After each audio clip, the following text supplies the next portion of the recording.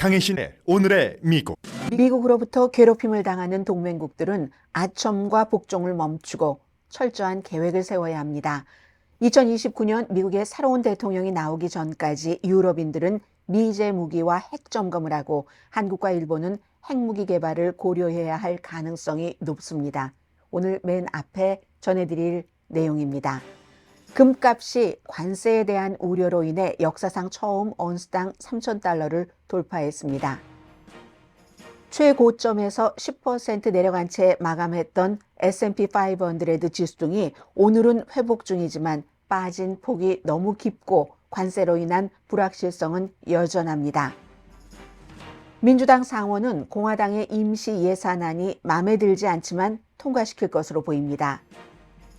워싱턴 DC 주민들은 자녀들과 함께 공화당이 주도하는 예산안에 반대하면서 의사당에서 시위를 했습니다.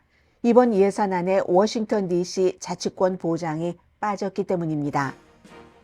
트럼프 대통령이 출생 시민권 제도를 폐지하려는 의지를 이루기 위해서 연방 대법원에 본인의 뜻을 지지해 주길 요청했습니다. 세 군데주 연방 판사는 모두 대통령의 출생 시민권 제도 폐지 행정명령을 위헌이라고 판결했습니다. 불법 체류자 단속 강화는 긍정적 효과도 있지만 예상했던 것처럼 운용 비용이 부족해 집행하기 어렵습니다. 결국 다른 곳에 쓸 예산을 가져와야 하는데 자신들의 예산을 빼앗기길 원하는 부서도 없고 지역구 예산을 빼앗기길 원하는 정치인도 없어 해결책이 없어 보입니다.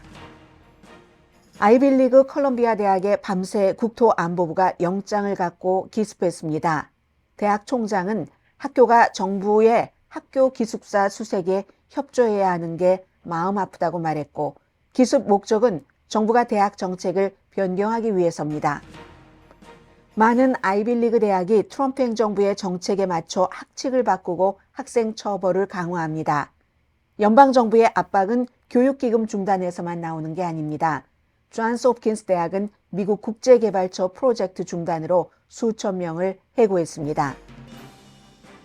블라디미르 푸틴 러시아 대통령은 미국과 우크라이나가 합의한 30일 휴전안에 모호한 반응을 내놨습니다.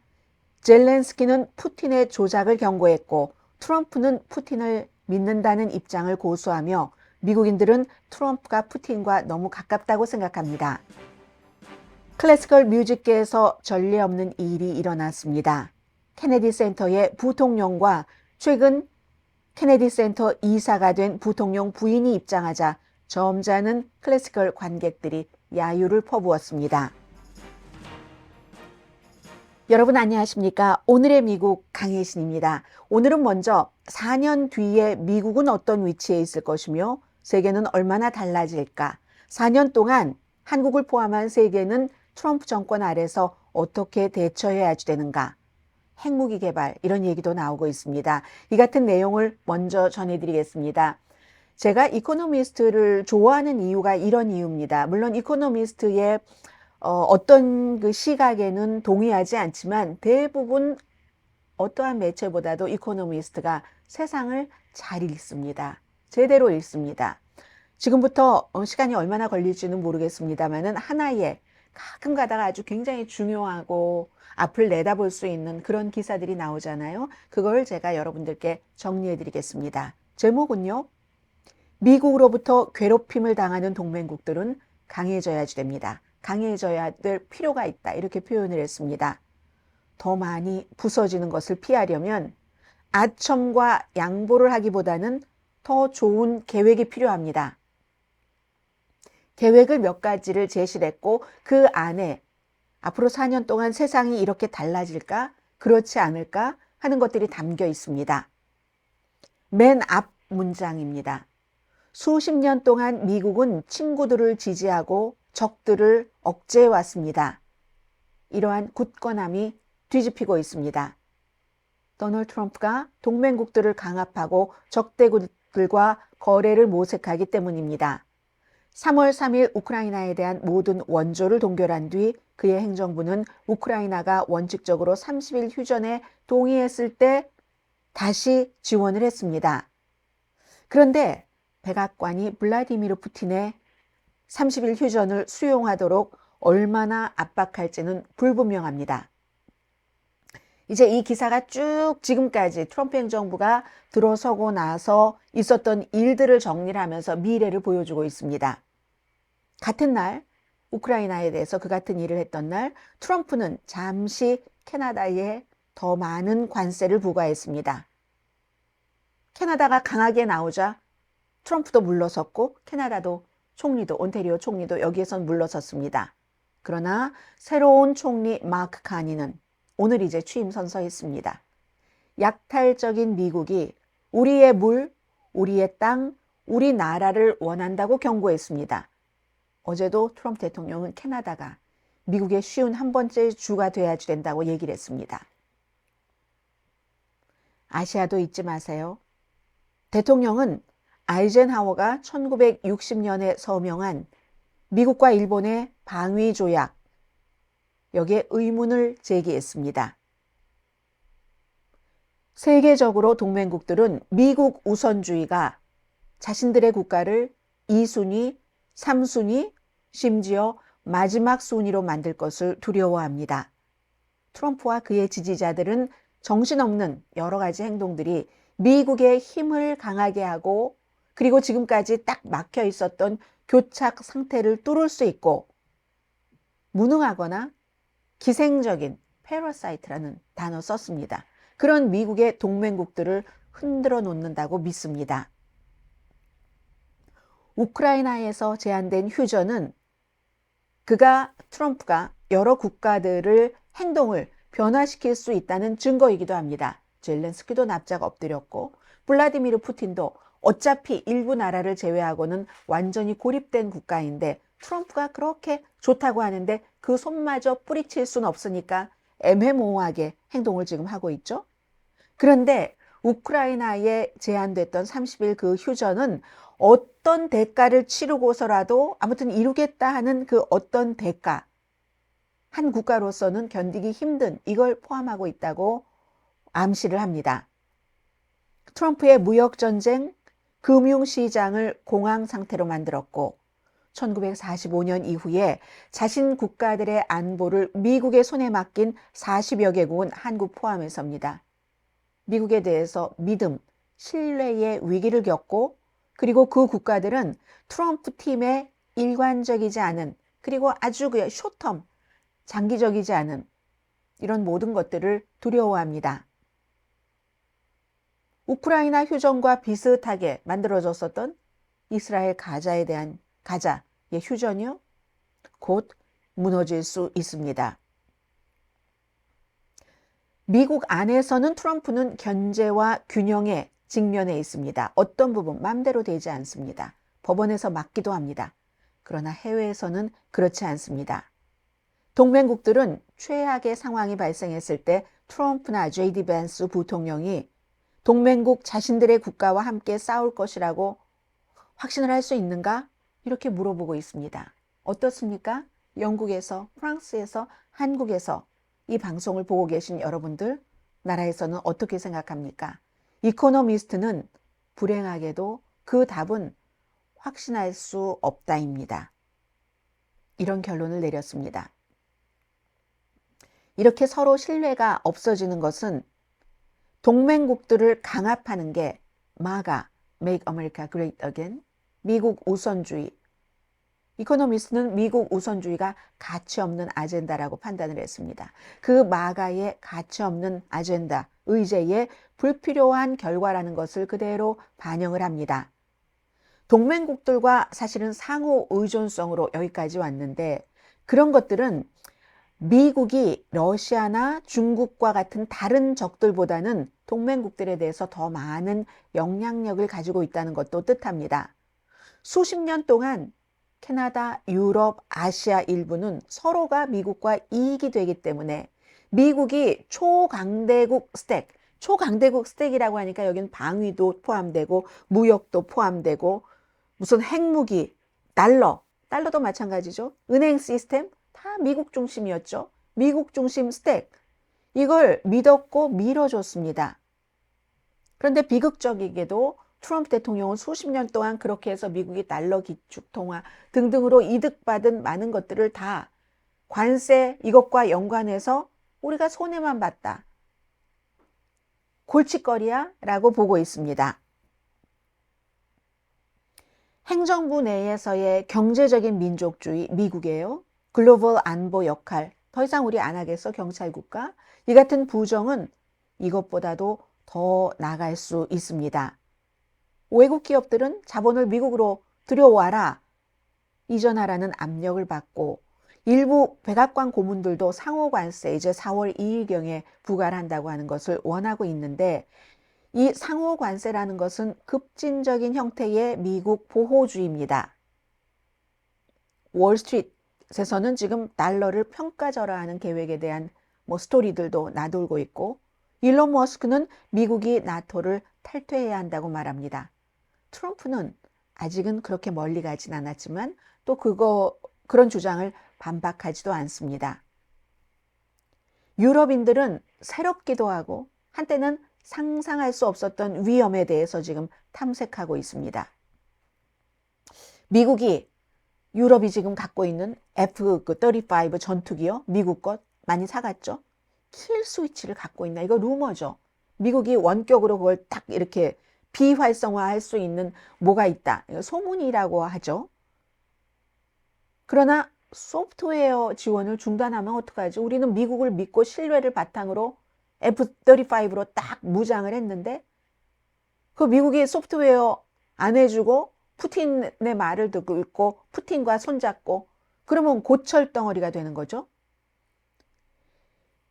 영국의 핵 억지력 이것도 사실은 미국과 협력이 필요하다고 얘기를 하고 있고 영국은 우리 자체적으로 모든 것을 100% 할 수 있어. 이렇게 얘기를 하지만 어쨌든 무기라든가 핵이라든가 여기에 대해서 미국과의 협력 자체를 두려워한다는 거죠. 협력이 안 될까 봐. 미국이 배신 때릴까 봐. 아시아 동맹국들은 트럼프가 그들로부터 등을 돌릴 것을 두려워합니다. 호주, 일본, 한국 등은 트럼프의 중국에 대한 적대감이 너무너무 깊어서 중국 때문에 그 적대감 때문에 우리를 버리면 안 된다. 이렇게 생각하길 바랍니다. 중국에 대한 적대감이 깊고 깊길 바랍니다. 일부에서는요. 다른 동맹국들을 버리고 중국과 손잡고 딜을 할 수도 있다라고도 봅니다. 무역과 방위 조약에 대한 트럼프의 불만은 지정학적으로, 지리학적으로, 지리적으로 한계가 없습니다. 우크라이나를 둘러싼 러시아와 우크라이나, 여기서 잘못되면 3차 대전이 일어날 수도 있다? 이것은 이제 트럼프도 피하고 싶은 거죠. 그의 결심을 고려하면은 그쪽을 더 중요하게 생각해야지 되기 때문에 아시아 쪽에서는 중국이나 북한과 손을 잡고 그 밖의 동맹국들을 약화시키고 대만도 더 취약하게 만드는 양보를 중국이나 북한에 할 수 있습니다. 어제 또 김정일에 대해서 좋은 친구다 이런 얘기 했죠. 만약에 지금 이 방송을 보고 계시는 여러분께서 미국과 또 미국의 대서양, 태평양 동맹을 존중한다면 이러한 변화가 너무나 낯설고 너무나 극단적이기 때문에 지금 일어나고 있는 일을 막 거부하면서 아니야, 트럼프가 지금 괜히 위협하는 것일 거야.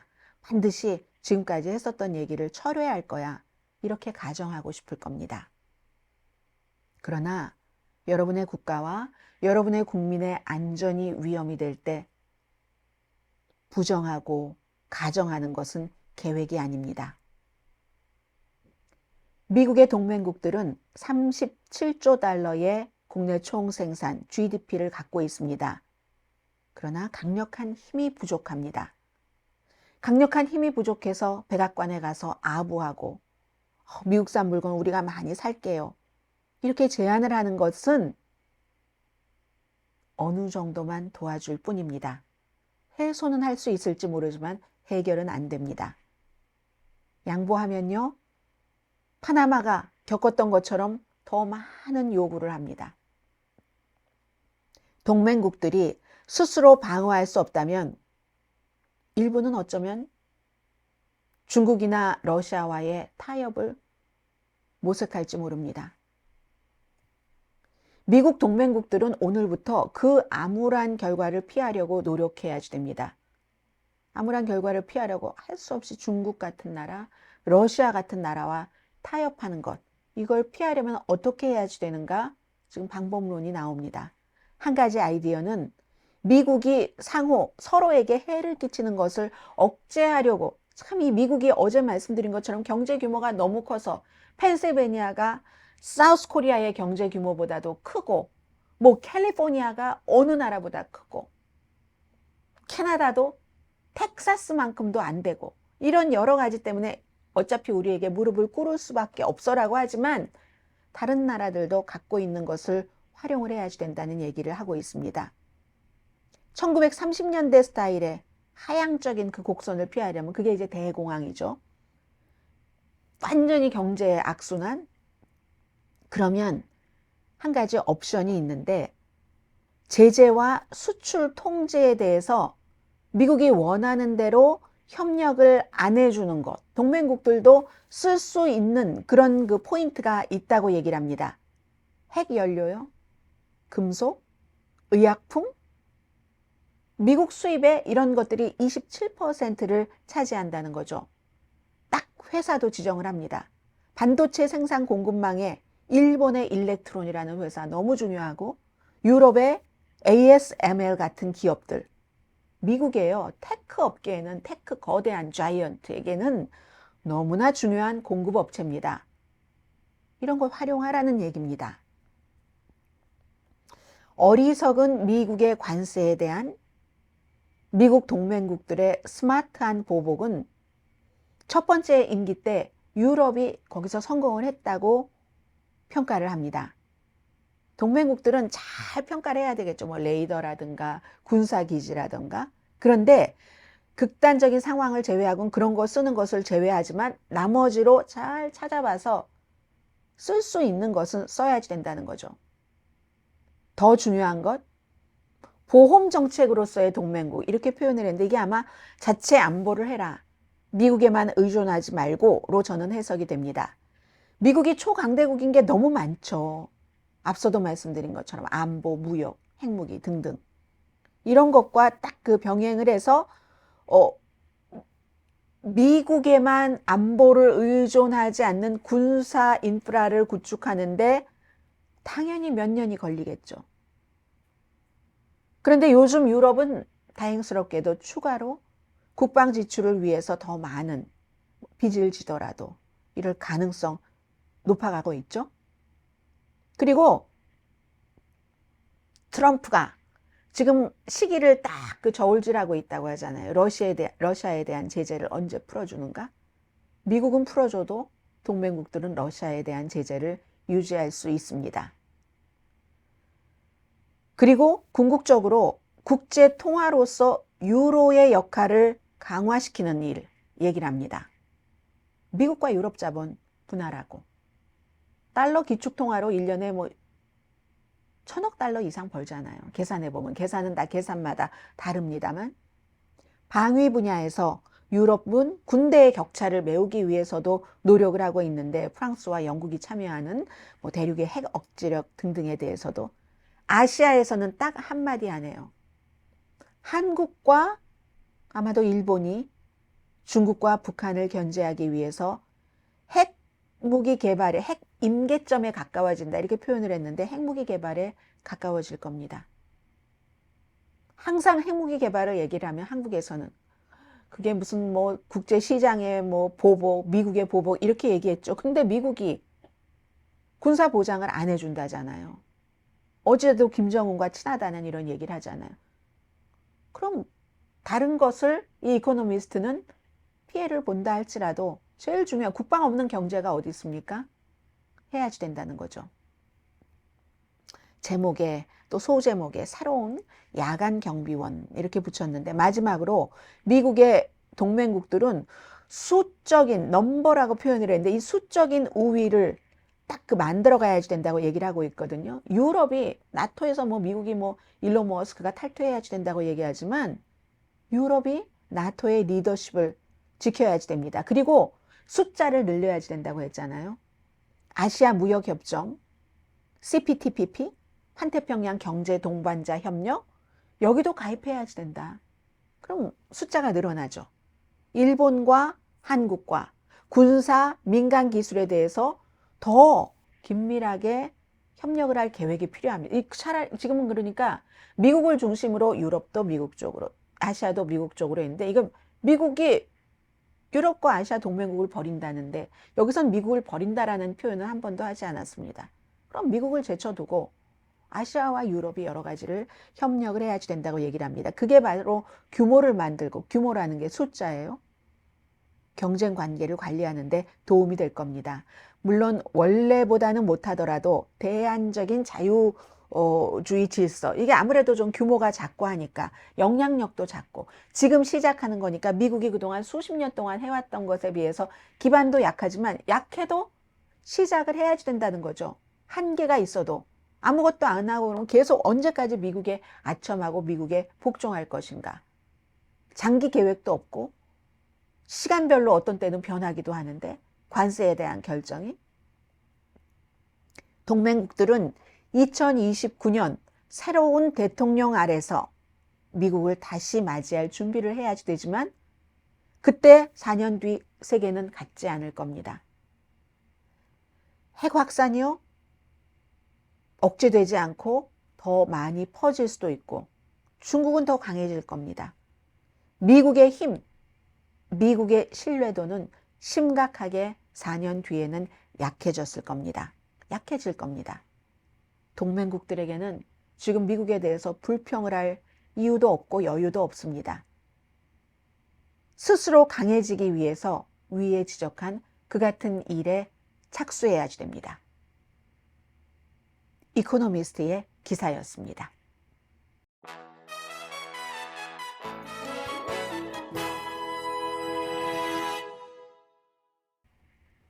오늘 비슷한 내용이 캐나다의 글로브 앤 메일의 한 칼럼니스트가 썼는데요. 한마디만 보태겠습니다.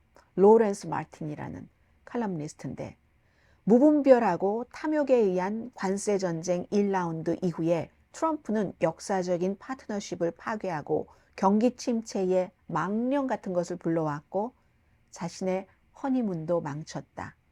더욱 캐나다니까요. 캐나다 사람들을 단결시켜서 우리의 국가적인 자부심을 한껏 높여줬습니다. 이제 다윗이 골리앗을 때리고 있습니다. 그리고 나서 신임 총리 마크 카니가 선서하고 미국이 하고 시작한 관세 전쟁에 우리 물러서지 않는다라고 얘기했습니다. 그럼 이 이코노미스트와 이 캐나다의 글로브 앤 메일 신문의 칼럼니스트 이런 사람들의 적극적인 이 같은 내용을 보면 트럼프 대통령도 취임하고 나서 본인의 비전대로 이렇게 왔고 그 비전에 대해서 처음에는 저게 그냥 엄포만 놓는 거야? 사실이야? 하다가 점점 저게 저렇게 가는 거네? 그럼 우선 다른 나라는 어떻다 치더라도 우리만 좀 비를 피해보자 했었던 것이 완전히 이제 달라지는 겁니다. 톤이. 함께 뭉쳐서 미국에 대항해야지 된다. 세계의 주요 언론 그리고 지식인들은 대체적으로 이런 생각을 하는 것 같습니다. 제가 오늘 이 두 개의 기사를 읽으면서 생각한 게 왜 인내력과 참을성이라는 걸 우리가 많이 얘기하죠. 인내하고 참을성 있게 하고 해서 손해보지 않는다 하는데 어느 순간 한계점에 지나면 그게 인내력이 아니라 비겁함 아닌가? 용기 없음 아닌가? 또는 나만 비를 피해보자는 이런 게 아닌가? 이런 생각이 들 때도 있고요. 그리고 지금 보면은 파나마에도 미국 대통령이 군사적인 어떤 그 준비를 해라라고 지시를 했죠. 그리고는 나토 사무총장과 미팅에서 어제 그린란드 우린 합병한다. 캐나다 51번째 주가 돼야지 된다. 이런 얘기를 계속합니다. 그런데 이제 그럴 때도 글쎄요. 인내력 있고 참을성 있는 건지 용기가 없거나 비겁한 거나 아니면 다른 이유로 무조건 언제까지 이제 저는 미국에서 살고 있는 사람입니다만은 이런 그 좀 부당한 트럼프에 끌려가야지 될지 그게 이제 세계에선 지금 이렇게 좀 본격적으로 나오고 있는 것 같습니다.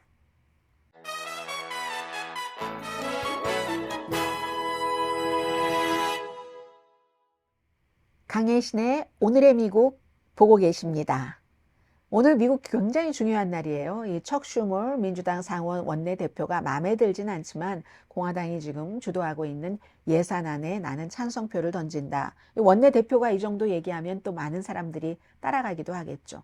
민주당은 지금 공화당에서 내놓은 예산안 싫어합니다. 척 슈머가 뉴욕타임즈에 어피니언 쓴 것 보니까 정부를 오픈시키기 위해서 이거 예산안에 반대표 던지면 연방정부가 폐쇄되니까요. 그래서 공화당 법안에 찬성표를 던집니다. 끔찍하고 당파적인 예산안입니다. 그런데 연방정부가 폐쇄되는 거는요. 트럼프와 일론 머스크가 원하는 겁니다. 두 사람이 원하는 걸 주면 안 됩니다. 트럼프와 일론 머스크에게 더 결정적으로 정부 서비스를 빠르게 없애버릴 허락을 주는 겁니다. 이건. 그렇게 얘기를 했거든요. 물론 민주당에서 반대의 사람들은 이 지금 예산안 자체가 일론 머스크와 트럼프가 원하는 것이 많이 포함되어 있는 거잖아 라고 얘기를 하지만 기본적인 명제는 무슨 일이 있어도 연방정부를 폐쇄시켜서는 안 되겠다 하는 게 이제 연방민주당 상원 의원의 뜻입니다. 그래서 아마 통과가 될 것 같습니다. 그런데 어제 보니까요. 수백 명의 워싱턴 DC 주민들이 어린아이들도 많이 있었어요. 이 법안의 예산안이죠. 항의하기 위해서 의사당에 갔습니다. 워싱턴 DC는 알고 계시는 것처럼 자치 도시죠. 그런데 이제 뭐 이런 예산이라든가 결정적인 것에 의회에서 승인을 해줘야지 되는 절차가 있는데 거의 그냥 워싱턴의 시의회가 하고 시장이 하고 고무도장이에요. 연방정부에서는 고무도장을 찍어주는데 어제 워싱턴 DC에 늘 일상적으로 포함된 그 도시가 현재 수준으로 미리 다 책정됐던 것을 그대로 유지할 수 있도록 하는 그 조항이 포함되어 있지 않답니다. 그러니까 형식적으로 최종 권한을 갖고 있던 연방의회에서 거기에 승인을 해주지 않았어요. 이유는 좀 이따 말씀을 드릴 테고요. 그랬더니 왜 아이들까지 갔는가? 아이들이 우리 아버지가 11살짜리 어떤 아이인데 국제 미국 개발부요. USAID 이것 때문에 아버지가 일자리를 잃었는데 우리 학교도 지금 이 예산안 여기에 미리 책정된 것 그대로 집행하도록 하지 않으면 학교도 문을 닫아야지 된대요 하고 아이들이 이제 막 그림을 그립니다. 그림을 그려서 그거로 이제 표현들을 하고 있기도 하고요. 그래서 이제 학교를 빼앗아 가려고 하네요. 이런 문구도 적혀 있는 그림도 있고 4명의 아주 슬픈 가족이죠. 가족 얼굴이 그려져 있고 시 관계자들은 지금 연방 정부에서 그것을 승인을 해주지 않으면 11억 달러 정도가 삭감될 것으로 추정이 된답니다. 교육 예산이 거기에 3억 달러나 포함이 돼 있대요. 물론 워싱턴 DC가 연방 기금이 전체 뭐 예산의 한 1% 정도밖에 안 간답니다. 근데 이건 상징적으로 굉장히 중요한 거죠. 그걸 도장을 찍어주지 않는다. 워싱턴 DC요? 선거하면 95% 이상이 민주당입니다. 지금 시장도 민주당 시장이고 마음에 안 드는 거예요. 상징적인 게 훨씬 큰데 길들이기 하는 것으로 사람들은 보고 있는 거죠. 도시에서는 아니 우리 돈인데 왜 그걸 하라 마라 빼앗으려고 하나요? 그리고 연방정부 아무런 돈 절약 못합니다. 이거 우리 돈입니다. 우리가 다 뭐 내서 한 거고 이렇게 얘기를 하는데 정치적인 갈등이 워낙에 민주당 도시와 있으니까 그래? 아무리 그래도 법적으로는 그동안 해줘서 그렇지. 연방정부가 권한을 갖고 있잖아 하는 파워게임이죠. 자치권을 제한하려는. 이렇게 될 때는 정치적으로 타격이 크겠죠. 워싱턴 DC에서. 그러니까 DC도 연방에 속하는 지금까지는 독립적이었는데 캐나다를 미국으로 들어오라고 하잖아요. 그렇게 취급하는 것을 보여주는 거죠. 상징적인 거죠. 그리고는 그 트럼프 행정부가 저는 한국에서 이제 이런 시절을 살아봤기 때문에 70년대 말 80년대 제가 한국에서 살았기 때문에 요즘 미국 대학교를 보면은 약간 한국의 과거와 같다. 한국에서 요즘 그런 일 있나요? 뭐 학생이 시위를 한다고 영장을 가지고 기숙사에 쳐들어갑니다. 국토안보부에서. 국토안보부 하면 막 테러와도 연관 있고 그런 부서잖아요. 어제 아이비리그 컬럼비아 대학교 밤에 기숙사 2개 학생 두 사람의 그 기숙사에 영장을 딱 가지고 와서 그런 일이 있었지만 체포되진 않았습니다. 전부 수색했고요. 수색했어도 압수당한 것은 없다고 얘기를 하더군요. 그랬더니 이제 컬럼비아 임시 총장, 요즘 뭐 그 이스라엘과 팔레스타인 이 문제 때문에 아이비리그 대학 총장들 막 해고되고 막 이래서 어수선하잖아요. 인사이동이 심하죠. 크리스티나 암스트롱 컬럼비아 임시 총장이 너무 가슴 아픕니다. 영장을 가지고 오면 학교에서도 그 영장 집행에 협조를 해야지 됩니다. 그러나 체포된 사람은 없습니다. 이렇게 얘기를 하고, 그리고 국토안보부가 학생 기숙사에 가서 여러 가지를 수색할 때 우리도 공공안전에 관한 사람들이 거기에 현장에 있었습니다. 이런 얘기를 하는데, 컬럼비아 하면 지금 큰 문제가 아마 앞으로도 되겠죠. 아직까지도 구류되어 있는 상태인데, 마흐무드 할리라고 컬럼비아 대학교에서 친팔레스타인 시위를 할 때 굉장히 큰 역할을 했었던 사람, 영주권자고 와이프는 시민권자고 지금 이제 임신 8개월이고요. 와이프와 저녁 먹고 뭐 가다가 이민 세관국에 의해서 체포가 됐다고 하죠. 근데 이제 이게 과거에 쓰지 않는 그 법을 썼던 게 세계대전 때 일본 사람들 어디다 막 수용소에다 가두고 할 때 썼던 그 법이에요. 그 법에 따라서 뭐 영주권을 추방할 수도 있다. 지금 이렇게 협박을 하고 있는 거고, 많은 사람들은 이게 말이 되느냐. 뭐 친팔레스타인 시위를 했다고 해서 어떤 범죄로도 아직은 기소되지 않았습니다. 그래서 이제 그 할리 석방을 요구하면서 어제도 보니까 트럼프 타워에 가서 사람들이 시위하다가 100명 정도가 체포됐대요.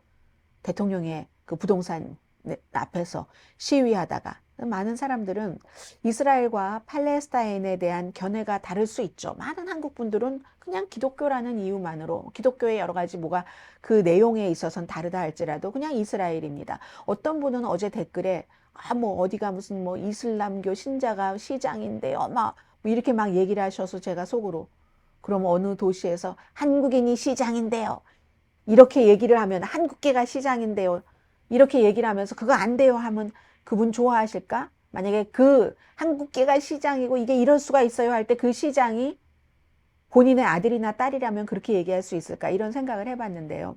미국에서 이스라엘과 팔레스타인에 대한 견해가 다를 수 있지만 정부의 정치적인 견해 때문에 주민들, 학생들을 감옥에 가두고 영장을 발부받아서 기숙사에 쳐들어가고 이런 일들을 우리는 두려워해야지 됩니다. 뭐 이런 얘기들을 하고 있고요. 그래서 이제 이 지금 잡혀 있는 그 할릴이라는 콜롬비아 대학교에서 대학원도 다녔고요. 표현의 자유, 미국에선 시위를 표현의 자유로 보고, 그러나 이제 그럴 권한이 어쨌든 법적으로 집행이 거의 되지 않지만 있으니까 국무장관이 뭐 친팔레스타인 하면은 제일 엮기 쉬운 게 테러 조직을 도왔다. 고로 테러범이다. 최악의 경우에 이제 이렇게 엮을 수가 있는 거죠.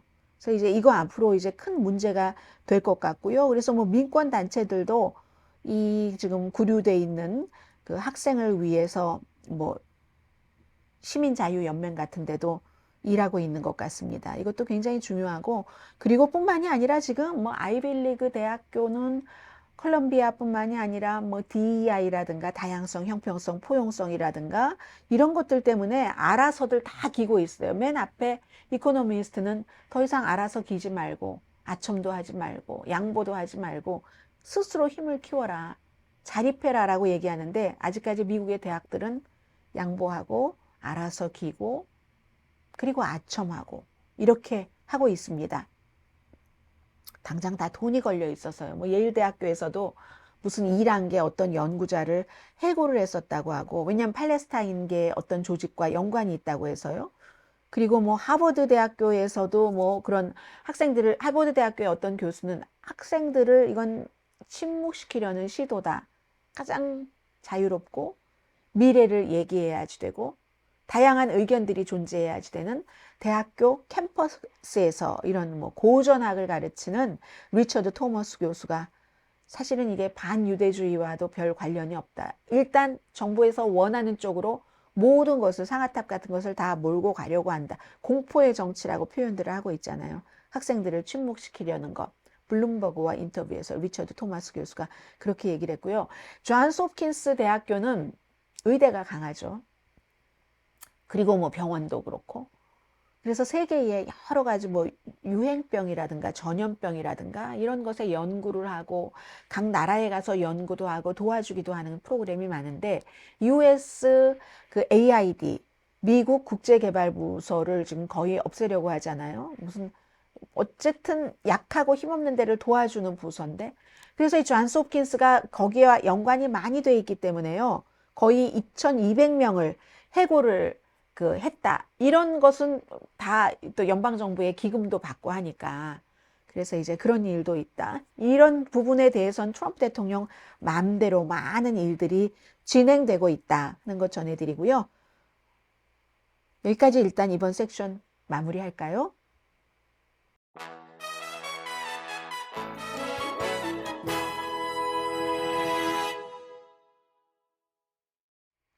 강희신의 오늘의 미국 시청하고 계십니다. 어제 진짜 S&P 500에도 뭐 2월 19일이 최고점이었는데 이제 최고점에서 10% 빠졌고요. 월스트리트저널이 지적을 한 것처럼 관세로 인한 게 크니까 이런 문제에 대해서 투자가들은 20%, 어떤 투자가는 30% 정도 빠지면 공개적으로 트럼프 대통령에게 얘기하고 비난할 것이다. 이렇게 예상들을 했잖아요. 지금까지는 내가 괜히 먼저 얘기했다가 나만 피해보면 큰일 나지. 이렇게 하고 있는 것 같고. 그러나 세계 동맹국들의 움직임은 이미 그 단계는 넘어선 것 같고요.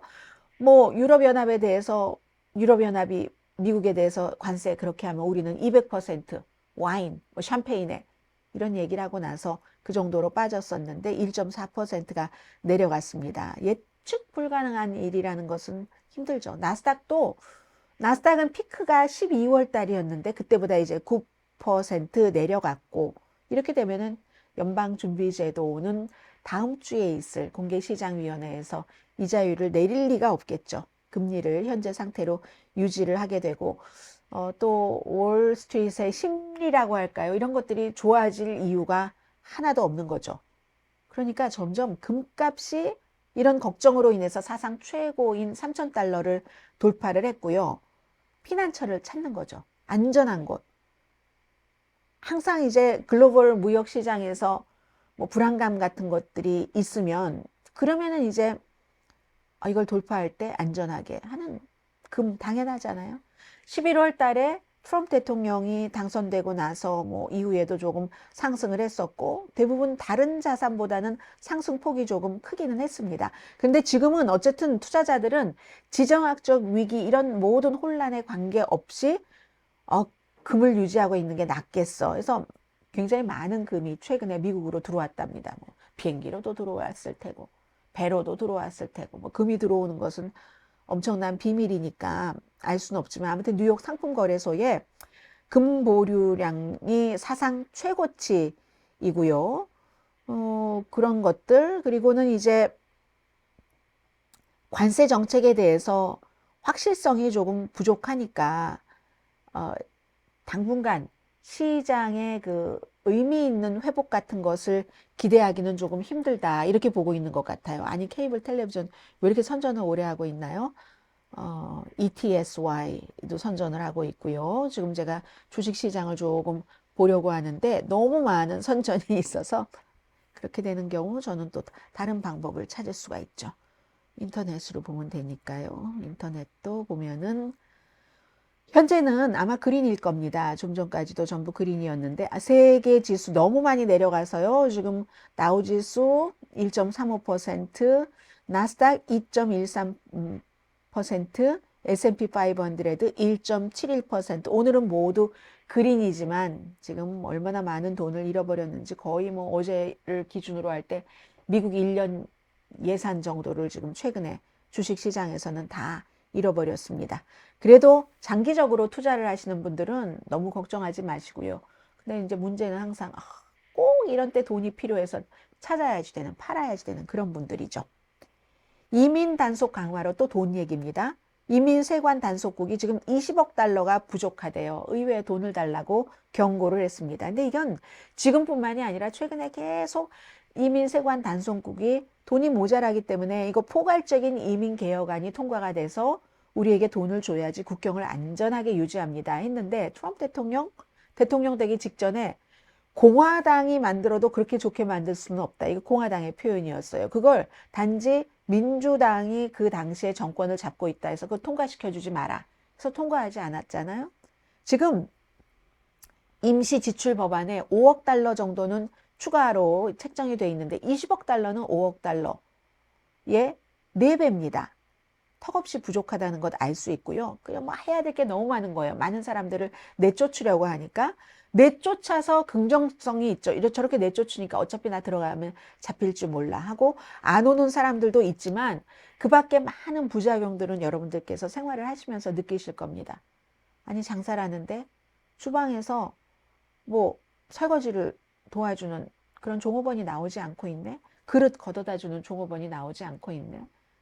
뭐 농산물, 야채, 채소는 따야지 되는데 다 떨어져서 썩어버리고 이런 여러 가지가 있지만 어쨌든 트럼프 대통령 들어와서 이민 단속하기 위해서 군대도 동원을 했고 뭐 연방교도소, 지방정부 도움도 많이 받았고 한데 결국은 항상 돈입니다. 이거 처음부터 예상을 했었던 거예요. 돈이 부족하기 때문에 제대로 집행이 될 수가 없다 해서 지금 하루에 몇 명씩 체포되고 있다. 이런 것들 발표도 이제 더 이상 하지 않고 있습니다. 그래서 앞에 말씀드렸던 대학교에서 뭔가 힘을 쓰는 것, 여러 가지 이런 것들은 트럼프를 향해서 좋게 가는데 나쁘게 가는 게 또 하나가 있어요. 또 하나는 그 연방 공무원들을 자꾸만 이제 해고하고 하는 이런 것들에 대해서 연방 판사가 2명의 판사가 전부 이거 아니야. 이건 불법이야. 인사관리처가 막 대체적으로 수습 직원들이 많이 연방 공무원들이 많이 해고가 됐잖아요. 다시 복귀시켜 이런 판결들이 2군데 판사가 해서 나왔거든요. 그리고 이 판사들은 또 민주당 대통령이 지명을 했었던 그런 판사들인데 아니 이렇게 지금 일하는 게 사람들을 해고하고 하는 게 너무나 터무니없어. 엉터리야. 재고용해. 이런 게 있지만 이거 전부 임시입니다. 임시기 때문에 소송은 계속됩니다. 이 점은 별로 트럼프 대통령에게 좋지 않고요. 그리고는 이 출생 시민권에 대해서는요. 대통령이 지금 연방 대법원을 딱 믿고 싶어 하는 겁니다.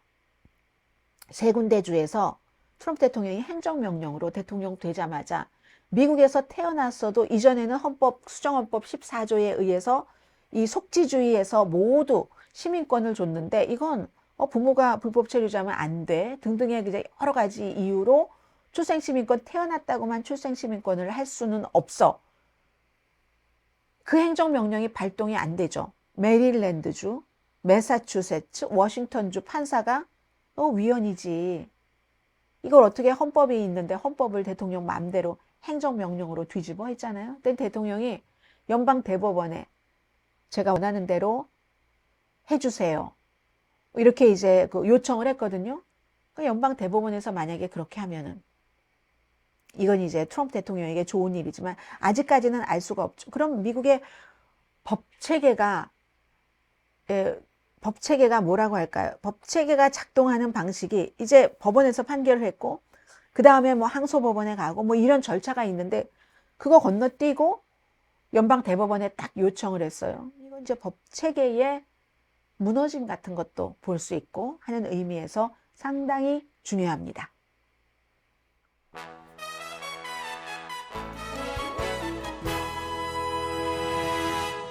우크라이나 문제는 간단히 말씀드릴 수 있겠습니다. 그리고 부통령 야유받은 얘기를 좀 전해드리겠는데요. 그건 문화적인 뉴스입니다.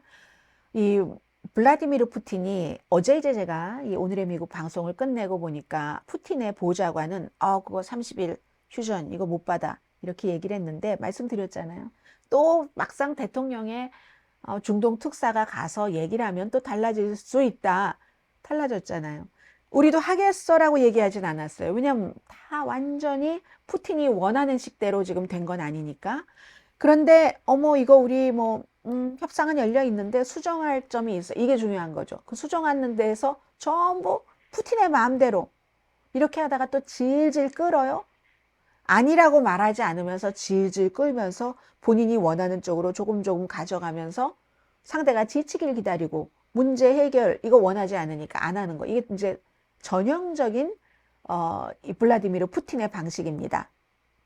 어제 이제 그 벨라루스의 대통령과 함께 딱 기자회견 하는 자리에서 이렇게 얘기를 했는데 아마 기본적으로 이럴 수 있겠죠. 30일 휴전하는 동안에 그 우크라이나의 서방 세계의 무기 지원도 되면 안 된다. 그 준비할 수 있는 기간이잖아요. 뭐 이런 여러 가지를 제시를 하겠죠. 그래서 젤렌스키 대통령이 푸틴은 우크라이나 휴전 계획을 조정을 할 것, 조작, manipulate 하니까 조작이라는 게 더 낫겠죠. 조작할 거예요. 이렇게 경고를 했고, 그럼 트럼프 대통령, 푸틴이 믿을 만한 성명을 발표했는데 완전하진 않아도 푸틴이 믿을 만한 성명입니다. 이렇게 얘기를 하는데 미국 사람들은 수치는 말씀드리지 않을게요. 푸틴과 트럼프가 너무 가깝다고 믿고 푸틴의 협상 의지 같은 것을 믿지 않는다. 믿지 않는 비율이 더 높다. 말씀드립니다. 오늘 마지막 뉴스인데요.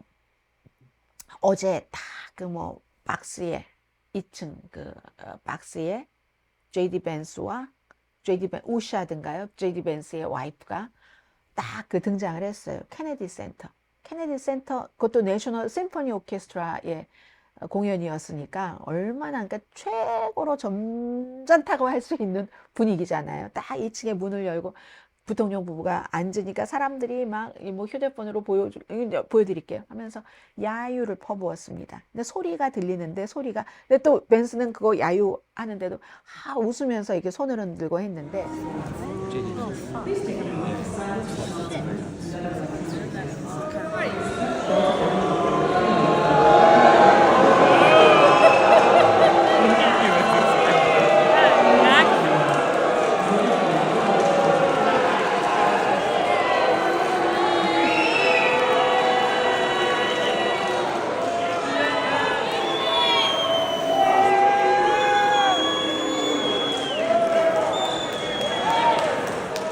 이게요, 당신들이 다 여길 망쳐놨어요. 케네디 센터를 얘기를 하는 거잖아요. 케네디 센터가 트럼프 대통령이 13년인가 14년인가 이사장 하던 사람 바이든과 가깝다. 이러면서 해고를 하고 본인이 스스로 이사장이 됐죠. 그리고 나중에 취임받은 식으로 하고 사람들 13명인가 또 해고하고 다 그 본인 사람으로 바꾸고 팍스에 로라 잉그램 이런 사람 그리고 이렇게 부통령의 와이프 같은 사람으로 바꿨잖아요. 그러니까 케네디 센터는 기본적으로는 좀 초당파적인 미국의 문화니까 그렇게 하려고 하는데 아무튼 트럼프는 마음에 안 든 거예요. 여러 가지 이유가 또 트럼프로서는 있겠죠. 그러니까 이제 사람들이 당신들이 이곳을 망쳤어요. 막 이렇게 얘기하고 클래시컬 뮤직 케네디 센터에서 그런 일이 있었습니다. 그런데 이 JD 벤스가 워낙에 오하이오에 가난한 또 문제가 많고 이런 데서 자라서 말하자면 자수성가를 한 건데 그랬다가 이제 트럼프를 미국의 히틀러라고 했다가 얼굴 싹 바꾸고 트럼프보다 더 강한 마가가 된 사람이잖아요. 2016년도에 그 힐빌리 엘리지 그 책을 쓰고 나서 뉴욕타임스와 인터뷰를 할 때 자기는 사람들이 그 클래시컬 음악 같은 것을 즐기는 것에 너무 놀랐다. 엘리트들은 말하는 그 말투도 다르고 말도 다르고 먹는 것도 다르고 문화에 즐기는 것도 완전히 다르다. 난 너무 놀랬었다. 그거 어떻게 그런 음악을 기쁨으로 듣지? 이런 얘기를 했었던 그런 사람이거든요. 아무튼 그래서 어제 그 내셔널 심포니 오케스트라 어떤 사람들이 중간에 나와서 얘기를 했대요. 하나도 놀랍지 않다. 전부 러시아 거로 꽉 채워져 있었죠. 쇼스타코비치 음악 그리고 스트라빈스키 연주자들도 다 그랬고요. 아무튼 이런 일이 있었다는 것 전해드립니다. 금요일 강혜신의 오늘의 미국 여기서 마치고요. 내일 토요일 위크엔드 에디션 일요일 탑뉴스 브리핑에서 뵙겠습니다. 강혜신이었습니다.